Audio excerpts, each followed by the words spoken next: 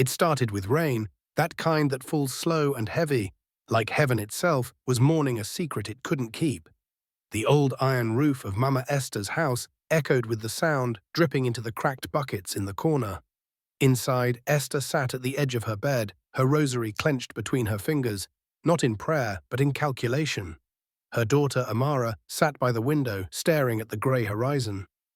23, soft-spoken, and too gentle for the world her mother wanted to thrust her into. Her eyes had that kind of innocence that made people either want to protect her or destroy her. "Amara," Mama Esther began, her voice sharp as the rain, "you're not a child anymore. I can't feed you with prayers and hope." "I didn't ask you to, Mama," Amara whispered. "I can find work in the city."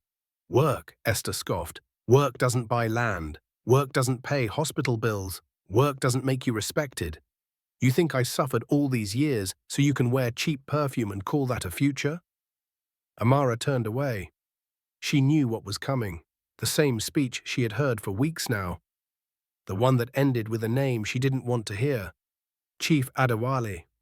He was a man with too much gold on his fingers and too little warmth in his heart.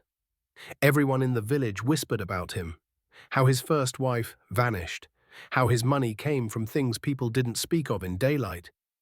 But he was rich, and Mama Esther saw wealth as salvation. "Chief has asked for your hand," Esther said finally, her tone softening only slightly. "He'll build me a house. He'll take care of you. It's a blessing." Amara's heart thudded. "Mama, he's old enough to be my father." "So what? He'll love you in his own way. You'll thank me later." But Amara didn't thank her. She cried that night quietly, biting into her pillow so her mother wouldn't hear. Outside, the rain poured harder, as if the heavens were trying to drown out her sobs. The wedding came fast, arranged under a sky that threatened thunder. Chief arrived in a convoy of black SUVs, his cologne heavy enough to choke the air.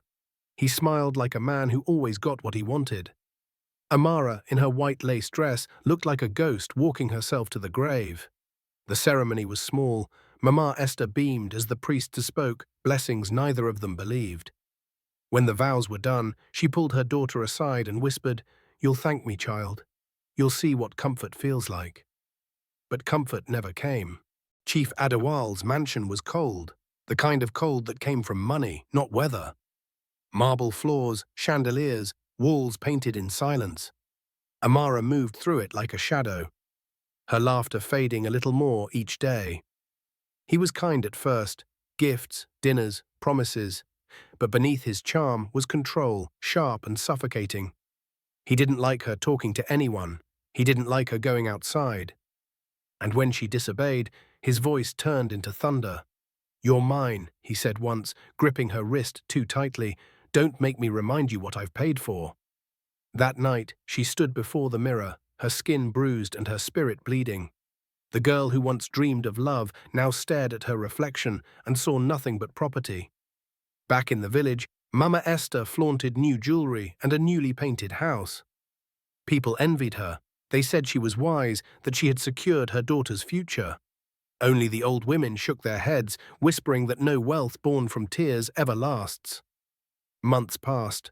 Amara stopped writing home. Chief's mood grew darker. He'd return late, smelling of liquor and secrets. Sometimes she heard voices in the night, men arguing, women crying. The mansion was full of locked doors and whispers that didn't belong to the living. One evening, while cleaning his study, she found a blood-stained ledger. Her hands trembled as she flipped through it. Names, numbers, and payments that spoke of something terrible. When she looked up, Chief stood at the door. "You shouldn't have seen that," he said, his smile cold. "Curiosity kills more than cats." That night, she didn't sleep. The rain came again, the same slow, heavy rain from the night her mother sealed her fate. Somewhere deep down, Amara knew. This house wasn't her home. It was her coffin, and outside, under the storm's roar, Mama Esther lit another candle and prayed for wealth, not knowing she was already praying over her daughter's grave. The first scream came at midnight. Amara jolted awake, her heart pounding like a drum against her ribs. The sound echoed through the long marble corridor, then vanished, swallowed by the heavy stillness of Chief Adewale's mansion. She waited, clutching the bedsheet, her breath held, but all that followed was silence. Thick. Watching. Chief wasn't in bed. His side of the room was cold, the sheets untouched. It wasn't unusual. Some nights he didn't return at all. Other nights he came back drunk, his shirt smelling of perfume that wasn't hers, his eyes dark with the kind of hunger that wasn't love. She rose slowly, barefoot on the cold tiles, and pushed open the door. The mansion felt alive at night. The wind breathing through the curtains, chandeliers trembling faintly, portraits on the wall seeming to follow her. She walked past the long dining table where no one ever ate, past the piano that had never been played. Then she heard it again. A soft cry. Faint, from the west wing. She hesitated, then followed. Each step felt heavier, her pulse loud in her ears. When she reached the old servant quarters, she saw the door slightly open. Inside, a maid knelt by the wall, sobbing quietly. Before Amara could speak, the girl looked up, her eyes swollen with terror. "Please, madam," she whispered. "Go back. He doesn't like anyone here." "Who doesn't?" Amara asked, her voice shaking. The girl only glanced toward the corner, where a blood-stained rag lay on the floor, then ran out past her. Amara stood frozen, the sound of rain pressing against the windows. She didn't know what frightened her more, what she saw or what she hadn't yet seen. The next morning, Chief acted as if nothing happened. He sat in his robe, reading the paper, sipping black coffee. When Amara entered, he smiled that unsettling smile of his. "You shouldn't wander at night," he said without looking up. "This house has secrets." "What kind of secrets?" she asked quietly. "The kind that keep people obedient." He looked at her then, not with affection, but possession. A look that said, "You belong to me." And for the first time, Amara understood that she wasn't a wife. She was collateral. Weeks passed. The mansion became a cage of whispers. Servants avoided her eyes. Doors were locked that once stood open. Sometimes she caught Chief murmuring on the phone in languages she didn't recognize. Other times, trucks arrived at midnight, their headlights cutting through the rain, unloading crates that disappeared into the basement. Once, she tried to ask him about it. His palm cracked across her face before the words left her mouth. "You live here because I allow it," he hissed. "Don't test my kindness." That night, she sat by the window again, watching the rain slide down the glass. It was the same rain that had fallen the day her mother made her say yes. She pressed her hand to her cheek and whispered to the storm, "Mama, what did you sell me into?" One afternoon, while Chief was away, Amara found courage she didn't know she had. She followed the sound of voices to the basement door. It was locked, but she remembered seeing the spare key in the kitchen. When she opened it, a stench hit her. Metal, oil, and something darker. She descended the stairs slowly, her hand brushing the damp wall. Down there, the light flickered. She saw crates stacked high, stamped with foreign symbols, and beside them, a row of ledgers, just like the one she had found in his study. Only these weren't about money, they were about people, names, ages, destinations. Her breath caught. Human trafficking. The realization burned through her veins. Suddenly, she heard footsteps above. She froze. The door creaked open and light spilled down the stairs. "Looking for something, my love?" Chief's voice slithered down, calm and deadly. Amara's blood turned to ice.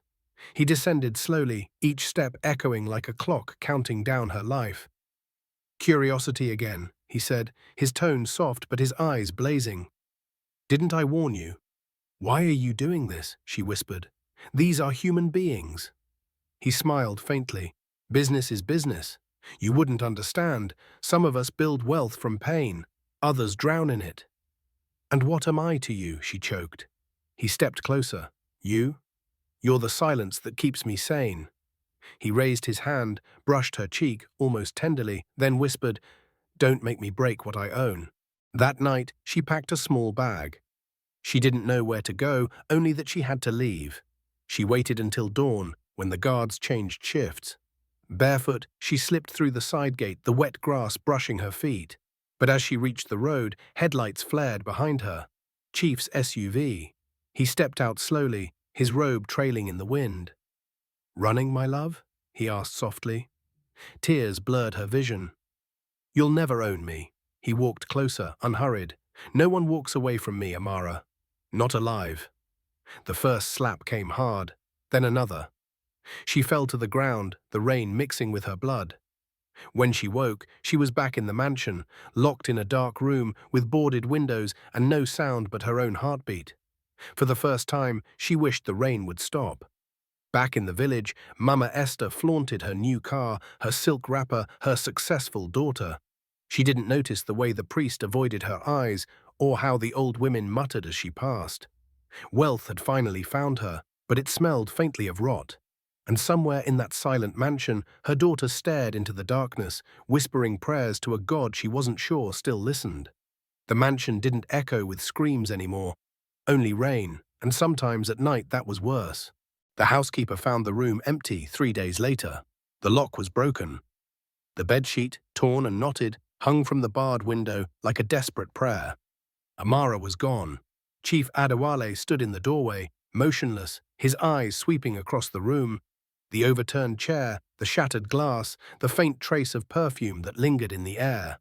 His jaw tightened, veins rising in his neck. No word left his lips, but the silence around him grew heavy, dangerous. The guards knew what that silence meant. Before sunset, 2 of them had disappeared too. Amara didn't remember how far she ran. She remembered only the sound of her breath, ragged and sharp, and the feeling of mud between her toes. The road had no lights, only shadows and the echo of her own heartbeat. When she finally stopped, dawn was breaking. The world looked washed out, pale and unreal, as if she'd woken in someone else's dream. She found a small bus stop, sat under a rusted sign, and watched the horizon bleed into gold. A truck driver found her hours later, offered her water and a lift. He didn't ask questions. She didn't answer any. All she said was, "Anywhere far." Weeks turned into months. Amara took a new name, worked at a roadside cafe where no one cared about her past. She learned to smile again, though her laughter came from nowhere. At night, she'd sit outside, listening to rain and engines, wondering if her mother ever thought of her, or if the money had been enough to silence guilt. Then one morning, a woman walked in, wearing a bright wrapper and dark glasses. She looked too clean, too polished, for a place that smelled of oil and burnt toast. "Are you Amara?" the woman asked softly. Amara froze. "My name's Tessa. I used to work for Chief." Amara's stomach turned. "What do you want?" The woman slid an envelope across the counter. Inside were photographs of Chief, of men she didn't know, and of boxes stamped with the same symbol from the mansion's basement. "He's still doing it," Tessa said. "But people are starting to talk. Someone powerful is after him, and they know about you." "Why me?" Amara whispered. "Because you're the only one who can bury him." That night, Amara stared at the photos under a flickering bulb. Each face, each image, felt like a ghost dragging her back to the mansion. To the smell of blood, to his voice. She wanted to burn them. But something inside her refused. Maybe it was rage, maybe survival, maybe both. She turned to Tessa. "If I help you, he'll kill me." Tessa smiled faintly. He already tried. The plan came together slowly. A whisper network of maids, drivers, and silent witnesses who had lived too long under Chief's shadow. Amara moved between safe houses, recording statements, collecting evidence. For the first time since her wedding, she felt purpose. But with purpose came fear and temptation. There was Kola, the journalist, helping them. He was quiet, his eyes kind but haunted. One night, after too many drinks and too many memories, she kissed him. Desperation turned into heat, and heat into something neither of them could name. It wasn't love, not yet. But it was real, the kind of real that hurt when the sun came up. Afterward, she sat at the edge of the bed, tracing the scar on her wrist. Kola touched her shoulder. "You don't have to carry this alone," he said. She turned to him, tears glimmering. "That's the thing about pain. It doesn't like company." Back in the city, Chief's empire was cracking. One of his partners had been arrested. The news channels were whispering about their underground networks, about missing girls, about anonymous evidence. He smashed his glass one night as the anchor said his name on air. "Who's doing this to me?" he roared. His aide hesitated. "Sir?" Some say your wife. The gunshot cut the sentence in half. Amara watched the chaos unfold from afar. Each headline was a scar healed, each arrest a breath returned. But revenge never comes clean. The deeper it went, the darker it got. One evening, Tessa didn't show up. Her phone went dead. Then Cola vanished too. Panic set in like frost. She fled again. From cheap motels to bus stops, changing names like clothes. But the past had learned her scent. And one night she saw him, Chief, standing by the corner of a market street. Calm, smiling. Still running, my love? Her body froze. She turned and ran into the crowd, but his laughter followed her, low, cruel, echoing between buildings. That night she hid in an abandoned house, hands trembling. The envelope lay beside her, torn, the photos scattered. She knew she couldn't run anymore. She had to end it. A week later, the city woke to headlines louder than thunder. Business tycoon found dead in his mansion. Illegal trafficking ring exposed. Insider information leaked. No one saw who leaked the files. No one saw who entered his home that night. But those who knew Amara said she had finally stopped running. And those who knew Chief said he died smiling. Back in the village, Mama Esther sat on her veranda, clutching a rosary that had started to rust. The car was gone. The money gone. The laughter of neighbors gone. All that remained was a silence that pressed against her chest. Every night she dreamed of her daughter standing in the rain, whispering, "You traded gold for my blood, Mama. Was it worth it?" The next morning, the paper headline fluttered in the wind, and under it, one small line in fine print caught the sunlight. Anonymous sources confirm evidence delivered by a woman known only as the Ghost of Gold. The rain came first, soft at dawn, then heavy, drumming against the roof like the heartbeat of something divine and furious. Mama Esther sat by the window of her crumbling house, watching the rain wash away the dust from her veranda. Her eyes were swollen from sleeplessness, her hands trembling as she clutched a Bible that had stopped giving her peace. It had been weeks since she heard about Chief Adewale's death. They said he'd been found in his study. Shot once in the chest, face calm, like a man who had seen the end coming. But what the newspapers didn't say was that on his desk there was a photograph of Amara. Their wedding day, her smile bright and fragile. The same day, Mama Esther had sold her to him. That afternoon, a knock echoed on her door. Slow, deliberate, her breath caught. When she opened it, Amara stood there, alive, changed. Her once glowing skin now carried the faint shadow of sleepless nights, her eyes darker, colder, like someone who'd learned to walk through fire barefoot. "Mama," she said softly. The word hung between them, too heavy for air. Esther's knees went weak. "Jesus, Amara?" Amara's lips twitched into something that wasn't quite a smile. "You look surprised. I thought you'd heard. I'm not as easy to bury as you hoped." They sat in silence. The rain had stopped, but thunder still rolled in the distance. Esther's eyes darted across her daughter's face, searching for mercy, for warmth, for the little girl she'd once braided hair for under mango trees. But that girl was gone. In her place sat a woman carved from grief and vengeance. "Why did you do it?" Amara asked quietly. Her voice didn't shake, it cut. Esther swallowed. "You think I wanted this life? I raised you alone. I fed you, clothed you. Do you know what it's like to watch your child suffer while the rich walk by like gods? So you gave me to one," Amara said, "and called it love." Esther's voice cracked. "I wanted to protect you, by selling me to a man who broke me." Amara leaned forward, eyes glistening. "You didn't protect me, Mama. You traded me." Silence stretched like a blade between them. Esther's lips trembled. "I didn't know what he was capable of." Amara laughed bitterly. "You didn't want to know. You saw the cars, the clothes, the money. You saw the life you never had, and you thought I could live it for you." Outside, lightning flashed. A child screamed somewhere in the distance. The sound dragged them both back to the night the car had left the village. The cheers, the music, the way Esther had waved as if sending her daughter into heaven. Now heaven looked a lot like hell.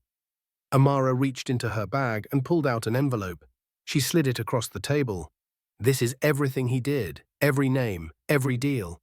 The government will come. They'll ask you questions. Esther's eyes widened. Amara, why bring this here? They already know you took money, Amara said, standing up.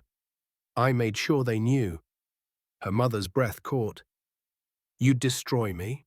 Amara's eyes softened, painfully. No. You destroyed yourself. She turned to leave. Rain started again, soft this time, as if the heavens were trying to whisper forgiveness neither of them could hear. Esther stood, voice trembling. Amara, please, stay. We can fix this. We can start again. Amara paused at the door. For a second her shoulders shook, the little girl inside her clawing for air. But then she straightened. You can't rebuild what you buried alive. The door closed behind her with the sound of finality.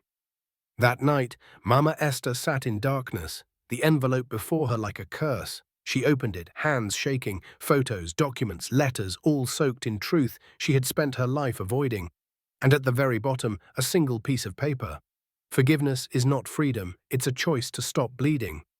Tears spilled down her face, silent and unending. For the first time, she saw what her hunger had cost. Not just her daughter's innocence, but her own soul. She fell to her knees, clutching the Bible, begging for forgiveness from a God she had used as armor. But the silence that answered her was colder than rain. Meanwhile, miles away, Amara watched the city lights from a quiet rooftop. The wind tugged at her hair, and for the first time in years, she let herself breathe.